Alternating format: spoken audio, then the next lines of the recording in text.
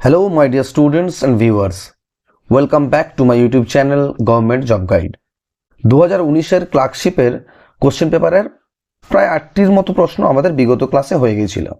আজ 9 নম্বর থেকে হবে।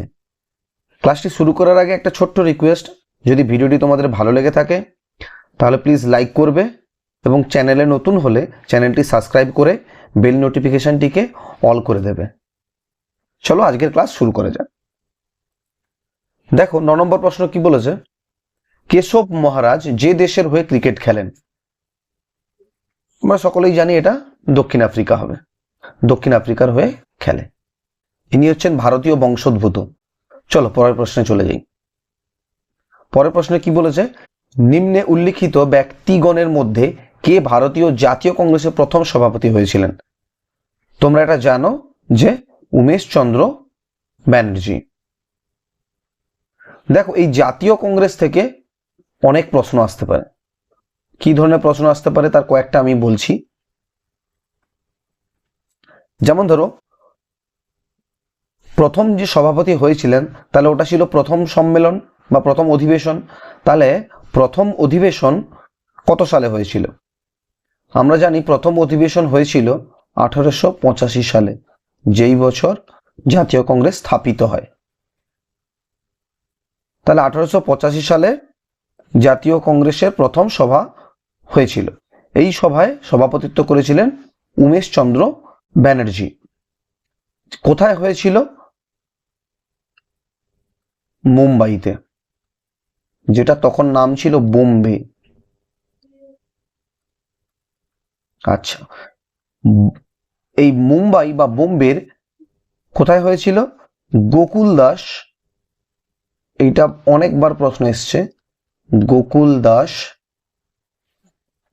তেজপাল সংস্কৃত কলেজ, তেজপাল সংস্কৃত কলেজ।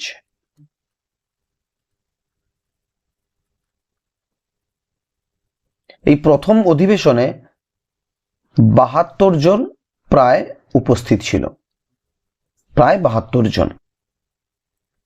এবার দেখে নিই আমরা এই অপশনগুলোকে একটু যাচাই করে নিই। দেখো দাদাভাই নৌরোজি, দাদাভাই নৌরোজি, ইনার আরেকটা নাম আছে, তোমরা অনেকেই জানবে যে grand old man of India. Dadabhai নৌরোজিকে বলা হয় grand old man of India, grand old man of India. ইনিও জাতীয় কংগ্রেসের সভাপতি হয়েছিলেন পরের বছর, মানে 1886 সালে হয়েছিল। তারপরে কি বলেছে দেখো, অ্যালান অক্টেভিয়ান হিউম। এই অ্যালান অক্টেভিয়ান হিউম ইনি হলেন জাতীয় কংগ্রেসের প্রতিষ্ঠাতা, ইনি হলেন জাতীয় কংগ্রেসের প্রতিষ্ঠাতা।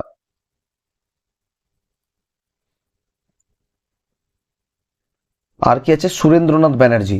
দেখো সুরেন্দ্রনাথ বন্দ্যোপাধ্যায়কে আমরা কি হিসেবে চিনি বলতো? রাষ্ট্রগুরু, ইনাকে বলা হয় রাষ্ট্রগুরু।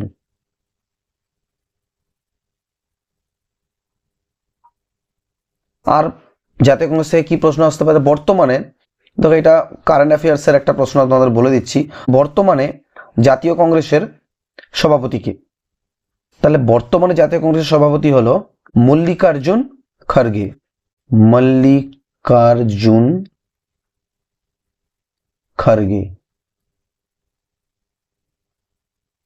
ইনি হলেন বর্তমান জাতীয় কংগ্রেসের সভাপতি। চলো পরের প্রশ্নে চলে যাই।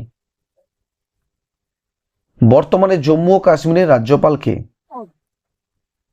দেখো এটা 2019-এর প্রশ্ন, তো তা তখন ছিলেন সত্যপাল মালিক, কিন্তু এখন বর্তমানে রাজ্যপাল হলেন মনোজ সিনহা, মনোজ সিনহা।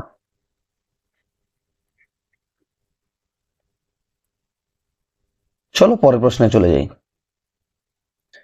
কি বলেছে দেখো, নিচে কিছু খেলোয়াড়দের নাম এবং যেসব খেলায় তারা পারদর্শী তা দেওয়া হয়েছে।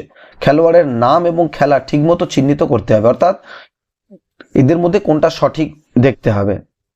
ক্রিশ্চিয়ানো রোনাল্ডো ক্রিকেট, আমরা সকলে জানি সে ফুটবলার, অতএব এই অপশনটা সঠিক নয়। তারপরে কি বলেছে দেখো, জো রুট ফুটবল, আমরা জানি জো রুট ইংল্যান্ডের একজন ক্রিকেটার, তাহলে এই অপশনটাও ঠিক না। টাইগার উডস বিলিয়ার্ডস, আমরা জানি টাইগার উডস কি খেলেন, গলফ খেলেন, তাহলে এটাও সঠিক না। সিমোনা হালেপ, এটাই হলো সঠিক উত্তর, ইনি টেনিস প্লেয়ার, তাহলে অপশন বি আমাদের উত্তর হয়ে যাবে। দেখো তোমরা হয়তো ক্রিশ্চিয়ানো রোনাল্ডোকে চিনবে, বা কিছু কিছু জন যারা ক্রিকেট খেলা দেখো তারা জো রুটকে চিনবে, তো এই দুজনকে সম্ভবত খুব বেশি জন চিনবে না, তাই একটু ছবিটা দেখিয়ে দিই তোমাদের, ছবি দেখলে তোমাদের মনে থেকে যাবে। দেখো ছবি দেখাচ্ছি আমি, ইনি হলেন সিমোনা হালেপ, ইনি হলেন টাইগার উডস। চলো প্রশ্নে চলে যাই। দেখো 13 নম্বর প্রশ্ন কি বলেছে, ভারতের পূর্বমুখী কর্ম, যেটাকে লুক ইস্ট, এই নীতির সূচনা করেন, এটা হবে নরেন্দ্র মোদী। চলো পরের প্রশ্নে, ভারতের পরমাণু শক্তি কমিশনের প্রথম সভাপতি কে ছিলেন? এটা তোমরা জানো, এটা হবে হোমি ভাবা। ইনি তৈরি করেছিলেন ভাবা atomic research centre.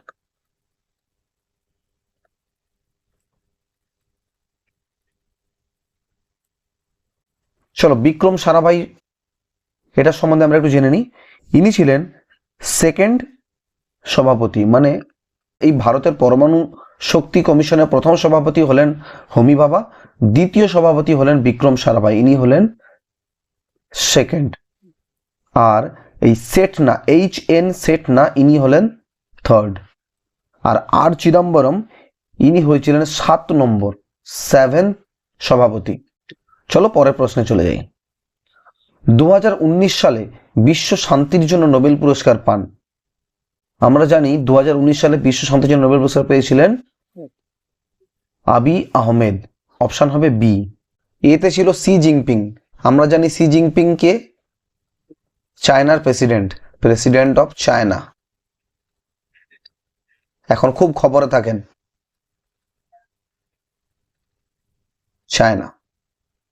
Greta Thunberg, ইনিও 2019 সালে নোবেলের জন্য নমিনি হয়েছিলেন। আর এই যে মালালা ইউসুফজাই, ইনি হলেন 2014 সালের নোবেল বিজয়ী, আর ইনি হলেন পৃথিবীর সব থেকে অল্প বয়সী নোবেল জয়ী, অর্থাৎ পৃথিবীর মধ্যে সব থেকে কম বয়সে ইনি নোবেল পুরস্কার জিতেছিলেন। মালালা ইউসুফজাই, ইনি হলেন পাকিস্তান থেকে। চলো পরের প্রশ্নে চলে যাই। স্বাধীন ভারতে প্রথম ভারতীয় গভর্নর জেনারেল কে ছিলেন? আমরা জানি এটা হবে শ্রী রাজাগোপালাচারী, অর্থাৎ চক্রবর্তী রাজাগোপালাচারী। যদি এখানে স্বাধীন ভারতের প্রথম ভারতীয় না বলে এটা যদি বলতো প্রথম ইংরেজ, তাহলে কি উত্তর হতো? তোমরা জানো ওটা হবে লর্ড মাউন্টব্যাটেন।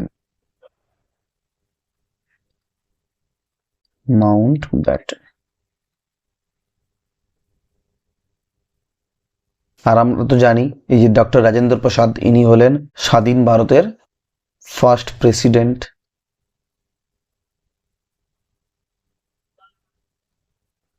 BR আম্বেদকর, ইনি স্বাধীন ভারতের প্রথম আইনমন্ত্রী, এবং তিনি ছিলেন ভারতীয় সংবিধান তৈরি করার সময় যে ড্রাফটিং কমিটি তৈরি হয়েছিল সেই কমিটিরও চেয়ারম্যান। আর বাকি আমরা জানি ডক্টর সর্বপল্লী রাধাকৃষ্ণন, এনার জন্মদিন 5 সেপ্টেম্বর, যেটাকে আমরা বলি জাতীয় শিক্ষক দিবস, এবং ঠিক 1 মাস পরে 5 অক্টোবর, যেটাকে বলা হয় আন্তর্জাতিক শিক্ষক দিবস। এবং তিনি ছিলেন স্বাধীন ভারতের প্রথম উপরাষ্ট্রপতি, অর্থাৎ ভাইস প্রেসিডেন্ট। চলো পরের প্রশ্নে চলে যাই। আলেকজান্ডার কখন ভারতবর্ষ আক্রমণ করেছিলেন? তোমরা জানো এটা 326 খ্রিস্টপূর্বাব্দে। চলো তারপরের প্রশ্নে, নিম্নে উল্লিখিত দেশগুলির মধ্যে কোন দেশে বসবাসকারী কুর্দিশদের ওপর হাল আমলে তুরস্ক আক্রমণ করেছে? দেখো এটা একটা কারেন্ট অ্যাফেয়ার্স থেকে প্রশ্ন এসেছিল, সিএ থেকে, এটা অ্যান্সার হবে সিরিয়া, সিরিয়ার উপর আক্রমণ করেছিল।